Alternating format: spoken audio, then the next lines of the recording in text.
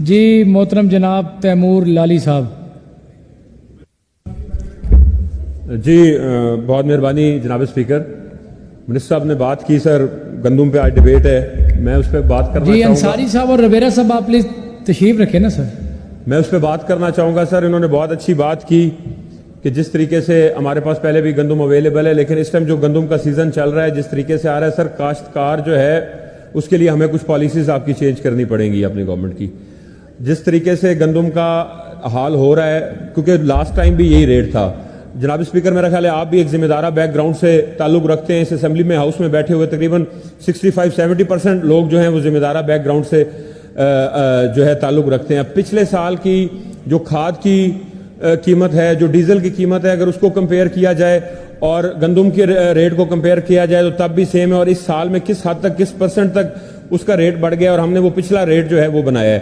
اگر اس میں بھی اگر گورنمنٹ جو ہے وہ گندم ٹھیک طریقے سے پرچیز نہیں کرے گی تو 6-8 مہینے کی جو کسان کی فصل ہے جس کے اوپر اس کا اگلے 6 مہینے کی جو اس کی فصل کے اخراجات ہیں وہ بھی اسی پہ منحصر کرتے ہیں. اس کا اپنا 6 مہینے کے جو گھریلو اخراجات ہیں وہ بھی اسی پہ منحصر کرتے ہیں. اگر وہ نہیں خریدا جائے گا, ایک منوپلی بن جائے گی مڈل مین کی, تو مڈل مین سٹرونگ ہوگا. اور مڈل مین کی یہ ہمیشہ سے منوپلی ہے کہ جب بھی گورنمنٹ کی کوئی اس طرح کی سٹرونگ پالیسی آ جاتی ہے جو ذمہ دار اور گورنمنٹ کے درمیان میں ایک گیپ پیدا کرتی ہے, تو اس میں مڈل مین پروفٹ لے جاتا ہے. 6 مہینے کی جو فصل آپ نے تیار کی ہوئی ہے, جس نے 6 مہینے پہ جہاں پہ جس نے ذمہ دار نے جو اس کے اوپر محنت کی ہوئی ہے, اس کے بجائے وہ چند مہینے ہولڈ کر کے ایک مڈل مین اس میں سے کما جاتا ہے. ملوں والے کما جاتے ہیں, باقی کما جاتے ہیں. سر اس میں میرا خیال ہے ہمیں اس پالیسی میں منسٹر صاحب بیٹھے ہیں, اس کو ہمیں مڈل مین کو بیچ میں سے ہمیں نکالنا ہوگا اور ذمہ دار کے ساتھ جو ڈائریکٹ انٹریکشن کرنی ہوگی. اسی طریقے کار سے جیسے کنو کا ہوا ہے سر, کنو کا آپ کا ایکسپورٹ بند ہوئی, آپ کو افغانستان کا بارڈر کھولنا چاہیے کنو کی. وہاں سے ہمارے پاس کچھ سیب یا کوئی چیز تھوڑے بہت پھل آتے تھے, ہم نے اس کے اوپر ٹیکس لگایا, انہوں نے کنو پہ ٹیکس لگا دیا. یہاں پہ کہیں سرگودا کے ہمارے ذمہ دار بھائی بیٹھے ہوں گے, اس کے ٹیکس لگانے کی وجہ سے ہماری چیزیں وہاں پہ زیادہ جاتی تھی. وہ آلموسٹ جو وہ ٹیکس کا برڈن تھا وہ ذمہ داروں پہ پڑ گیا, کیونکہ جو فیکٹری والا ایکسپورٹ کرتا ہے یا کنو دیتا ہے اس نے اب اسی ٹیکس کی جو مارجن وہ ادا کرتا تھا ادھر سے ریٹ کر دیا. اور اس ٹائم 50% 60% جو کنو کے باغات ہیں, جو بڑے باغات ہیں, جو 5 سے 7 سال 8 سال میں تیار ہوتے ہیں, لوگوں نے اکھاڑ دیے.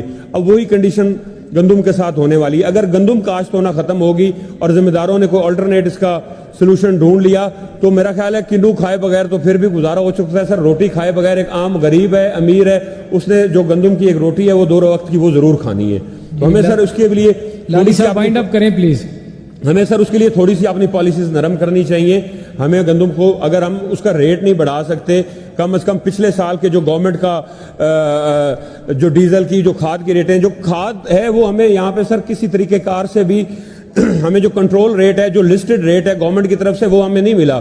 کھادیں ہمیشہ سے جو ہے وہ بلیک کر کے ڈبل قیمتوں پہ خریدی جا رہی تھی, ڈیزل خریدا جا رہا تھا. اس کو کمپیریزن کرتے ہوئے اگر ہم گندم کا ریٹ بڑھا نہیں سکتے تو کم از کم یہ ہمیں ضرور انشور کرنا چاہیے کہ جو 3900 ہمارے گندم کا ریٹ ہے وہ تو کم از کم کسان کو جو ہے وہ 3900 ریٹ تو ملے سر.